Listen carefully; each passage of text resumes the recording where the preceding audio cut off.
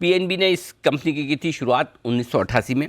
देश की चौथी सबसे बड़ी हाउसिंग फाइनेंस कंपनी, जी हाँ, फोर्थ बिगेस्ट, और डिपॉजिट लेने के मामले में तो तीसरी सबसे बड़ी हाउसिंग फाइनेंस कंपनी है। 73 शहरों में 105 से ज़्यादा ब्रांचेस इस कंपनी की है। आइए हम मुलाकात करने जा रहे हैं कंपनी के नए एमडी और सीईओ हमारे साथ कार्यक्रम में शामिल हो रहे हैं, और वो हैं गिरीश कौसगी साहब, जो कॉमर्स में ग्रेजुएशन करने के बाद एमबीए की डिग्री हासिल कर चुके हैं। 25 साल से ज़्यादा लंबा गहरा अनुभव आपका मॉर्गेज, रिटेल लेंडिंग, एसएमई और एग्री का रिलेटेड कारोबार का है। पीएनबी हाउसिंग के पहले जस्ट अभी सितंबर के अंत तक की आप, इवन अक्टूबर तक, अक्टूबर इसी महीने तक आप कैनफिन होम्स के एमडी और सीईओ थे।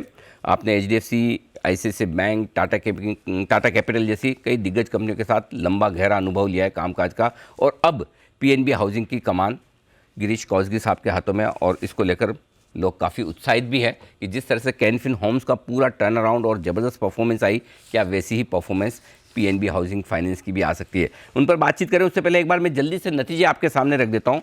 बेहद दमदार परफॉर्मेंस आई है पीएनबी हाउसिंग फाइनेंस की। नेट इंटरेस्ट इनकम 29% बढ़कर आई है, मुनाफे में 12% की बढ़त है, जो लोन बांटने का आंकड़ा है वो 21% बढ़कर आया है, और नेट और ग्रोस लेवल पर एनपीए में भी हल्की फुल्की कमी आई है। गिरीश सर, बहुत बहुत स्वागत है आपका। सबसे पहले तो सर आपको बहुत बहुत बधाई इस नए पदभार के लिए। अब आप पीएनबी हाउसिंग के एमडी और सीईओ बन चुके हैं। सर बहुत बहुत बधाई और शुभकामनाएं। Thank you so much Anil ji. जी सर, सबसे पहला सवाल यही है कि परफॉर्मेंस बहुत बढ़िया दिख रही है कंपनी की इस क्वार्टर में। क्या खास ट्रिगर्स आपको दिख रहे हैं, और अच्छी परफॉर्मेंस की वजह भी? Actually Q2 was very decent, अच्छा था। I think we need to look at the profit what we made in spite of provisioning. अभी हमारा फोकस होगा आगे growth with asset quality.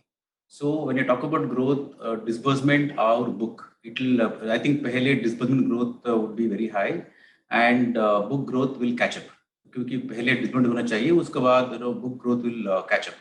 So if you look at H1 of this year compared to last year H1, disbursement growth था about 40%. Now last year Q1 में Covid था, इसलिए last year H1 और ये साल H1 comparable नहीं है, but even in spite of that 40% disbursement में growth दिखाया.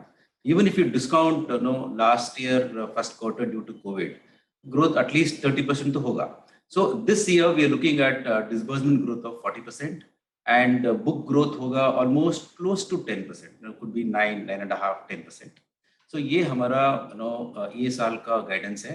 And as I've been talking about this industry तो अच्छा है, robust demand है, Right. and real estate space has revived, and ये cycle और 4-5 साल तक रहेगा. So it's a very good opportunity housing finance company के लिए. And PNB housing is part of the entire system, so उसका फायदा हमको जरूर मिलेगा. हमारा फोकस क्लियरली फोकस और एसेट क्वालिटी के ऊपर है. ओह वंडरफुल। लेकिन सर ने एक हेडलाइन बात कही है, अगले 4 से 5 साल के लिए सेक्टर बहुत अच्छा है, बहुत तो अच्छा लॉन्ग टर्म आपके लिए क्लियर कट एक गाइडेंस आ रहा है कि अगले 4-5 साल काफ़ी बेहतर रहेंगे। सर एक सवाल इसी से रिलेटेड है कि चूँकि अब थोड़े थोड़े इंटरेस्ट रेट्स बढ़ने लग गए हैं, और जनरली ये होता है कि इंटरेस्ट रेट्स बढ़ती हैं तो फिर हाउसिंग फाइनेंस कंपनियों पर, रियल एस्टेट सेक्टर पर थोड़ा असर आता है। क्या आपको लगता है कि डिमांड इतनी स्ट्रांग है कि ये बढ़ी हुई इंटरेस्ट रेट्स में भी कोई खास फर्क नहीं पड़ेगा? एक्चुअली डिमांड जबरदस्त है. Okay. So interest rate increase हुआ. एक्चुअली आप 2.5 years बैक इंटरेस्ट रेट देखो तो वो 12%, 13% था, 12 to 13% था. अभी हम लोग अराउंड 9% बात कर रहे हैं interest rate. So in the interest rate rising scenario, housing finance company और non bank finance company के लिए अच्छा है, क्योंकि margin बढ़ेगा, yield बढ़ेगा, even in absolute value terms, revenue, PBT और PAT बढ़ेगा. So when the rate goes up, companies tend to do well. And when the rate goes down, because of the lag effect, I think after 2-3 quarters थोड़ा pressure में आ जाएगा. So interest rate increase is a good sign for HFCs and NBFCs, but उतना भी increase ना होना चाहिए, क्योंकि customer को थोड़ा दिक्कत होगा. आज के तारीख में भी अफोर्डेबिलिटी हाई है. In spite of interest rate increase in last 1.5 years, affordability is very very high. Demand is robust. Economic activity has picked up. I think COVID is now a past. So in the interest rate rising scenario, companies will do well, and we will also take that benefit going forward. Perfect. अच्छा sir, एक interesting चीज़ जो हुई है, आप पहले can fin home में MD CEO थे और वहाँ से आए, तो आपके आने का बड़ा मार्केट ने और इन्वेस्टर्स ने बड़ा स्वागत किया। पीएनबी हाउसिंग का स्टॉक काफ़ी तेज़ी से भागा भी, कैन फिन होम का स्टॉक गिर भी गया। तो लोगों को बड़ी एक्सपेक्टेशन है, बड़ी उम्मीदें हैं कि गिरीश सर आकर कुछ बड़ा बदलाव पीएनबी हाउसिंग में करेंगे। आपका क्या विजन है कंपनी को लेकर? अगले 1 से 3 साल में आप पीएनबी हाउसिंग को कहाँ पहुँचाना चाहते हैं? हमारा vision is very very ambitious. अभी क्या है, ये इसमें 3 स्टेजेस है। फर्स्ट स्टेज होगा I think storytelling. I think we are in that stage, so we are now trying to set the context.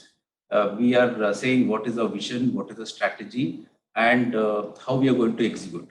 दूसरा चीज है, I think during the storytelling people would follow that. तीसरा होगा once the story gets over. I think that would be about, let's say, 2.5, 3 years from now. We are in a stage today that we are on a very good platform. अच्छा platform है, बड़ा book है, and अच्छा team है. Management team is very very good, and we have the capability of doing business. हमारा book तो बड़ा है, थोड़ा concern है asset quality को ऊपर, but वो that's on the portfolio. हम लोग अभी 2 चीज कर रहे हैं। एक incremental book जो create होगा from now onwards, asset quality will be very good, so उसका delinquency बहुत कम रहेगा। A, B, on the portfolio we are working to bring down delinquency, especially on the retail. I think story आगे जो होगा वो retail का होगा। retail का अंदर 2 सेगमेंट है। अभी तक हमारा retail का बुक अभी 52,000 crores है। overall book is about 58,000 crores, including assignment it's about 65,000 crores। ये 65,000 crores। सो रिटेल बुक जो है 52,000 crores, इसमें 3,000 चोट के, बाकी पूरा नॉन अफोर्डेबल सेगमेंट से है। सो अफोर्डेबल सेगमेंट 3,000 है। अभी our focus is going to be on non-affordable, but something more than that is that our focus is going to be on affordable. Now 3,000 crores जो है पोर्टफोलियो में, going forward incrementally 75% non-affordable होगा and 25% affordable, क्योंकि affordable में yield का फायदा है, and delinquency affordable non affordable compare किए तो ज्यादा फर्क नहीं है। तो ये हमारा स्ट्रैटेजी है। Going forward the strategy is retail.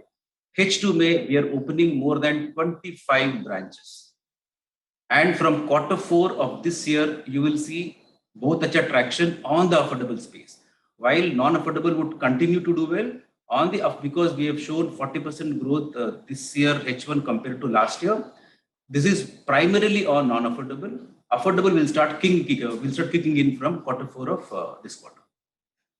Okay, perfect. तो ये आपका फोकस है, अगले 3 साल, 2.5-3 साल में काफ़ी कुछ बदलाव देखने को मिलेगा।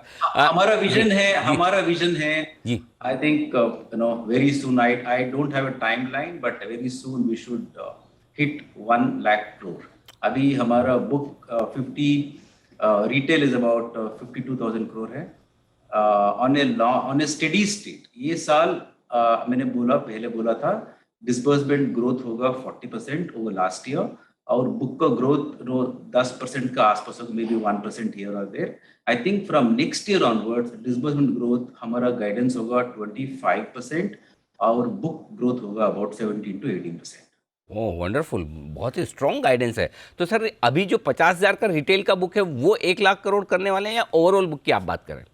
नहीं, अभी तो कॉर्पोरेट बुक है 5,700 crores। Right sir. So corporate book is now degrowing. Okay. अभी हम लोग incrementally कुछ नहीं कर रहे, and we are not in a hurry. We want to correct the corporate book. We want to reduce the delinquency, and we may restart corporate maybe in future, maybe after few quarters. So largely मैंने अभी जो बात कर रहा हूँ वो retail का है, corporate का small portion। परफेक्ट। अच्छा सर, एक और सवाल है, आप चाहें तो जवाब दें, नहीं तो आप स्किप भी कर सकते हैं, लेकिन मुझे लगा कि पूछ लेना चाहिए, क्योंकि आपके पीएनबी हाउसिंग में आने के बाद बहुत सारे इन्वेस्टर्स हैं, और वैसे भी आपके बड़े इन्वेस्टर्स हैं पीएनबी हाउसिंग में, कार्लाइल और दूसरे फंड्स हैं जो पहले ऑफ़र भी लेकर आए थे, वो हो नहीं पाया। लोग ये अब काफ़ी उत्साहित है। मैं ये जानना चाहता हूँ, काफ़ी लोग मार्केट में ये बात भी करें कि गिरीश कोसगी सर ने खुद 420 में ESOPs लिए हैं, क्या ये सही है सर कि आपने खुद ने 420 में इन्वेस्ट किया है PNB हाउसिंग में? नहीं, मैंने इन्वेस्ट नहीं किया। Okay. अभी जो कंपनी का ऑफर था एमडीसी को, वो जो रेट पे आएगा, I think just on the date of the board NRC and board meeting, उसका क्लोजिंग प्राइस जो है वो रेट है, and this is a market practice as per SEBI guidelines. I think beyond that nothing is true. Perfect, ठीक बात है sir. तो मैंने कहा एक बार आपसे ही पूछ लिया जाए। बट आपका सर ये PNB हाउसिंग का कार्यकाल बहुत ज़बरदस्त है। जिस तरह की दमदार परफॉर्मेंस कैनफिन होम्स की आई आपकी लीडरशिप में, हम उम्मीद करते हैं PNB हाउसिंग भी उसी तरह की दमदार परफॉर्मेंस देखे। बहुत बहुत शुभकामनाएं और एक बार फिर से आपका बहुत बहुत धन्यवाद सर हमें समय देने के लिए। Thank you so much. Thank you. तो दीप, जिस चीज़ के लिए गए हैं उधर, हाँ जाने जाते, बहुत स्ट्रॉन्ग गाइडेंस दिया है। डबल करने की प्लान है ऑलमोस्ट। हाँ, और ग्रोथ जो कह रहे हैं, एनीवे हाउसिंग फाइनेंस सेक्टर की तो कह रहे हैं ग्रोथ बढ़िया रहने वाली है। 2-3 चीज़ें हैं जो इस इंटरव्यू की हाईलाइट्स है। एक तो ये कि वो 4 से 5 साल तक देख रहे हैं इस सेक्टर में बहुत स्ट्रॉन्ग ग्रोथ है। दूसरी चीज़ ये कि जिस तरह की स्ट्रॉन्ग ग्रोथ वो बता रहे हैं 1 लाख करोड़ की बुक की, वो लगभग दुगुनी करने वाली है। तो अगर 3 साल में आपका बिजनेस डबल हो जाए तो आप समझ सकते हैं क्या है। तीसरी और एक बड़ी चीज़ जो है दीप, वो ये कि वैसे भी PNB हाउसिंग को फंड्स लेना चाहते थे। उस समय प्राइसिंग की वजह से हो नहीं पाया कि प्राइसिंग ज़्यादा होनी चाहिए। मुझे लगता है कि ये स्टॉक अब तैयार हो गया री रेटिंग के लिए। अच्छा, हाँ, अभी इस स्टॉक की री रेटिंग हो जाएगी।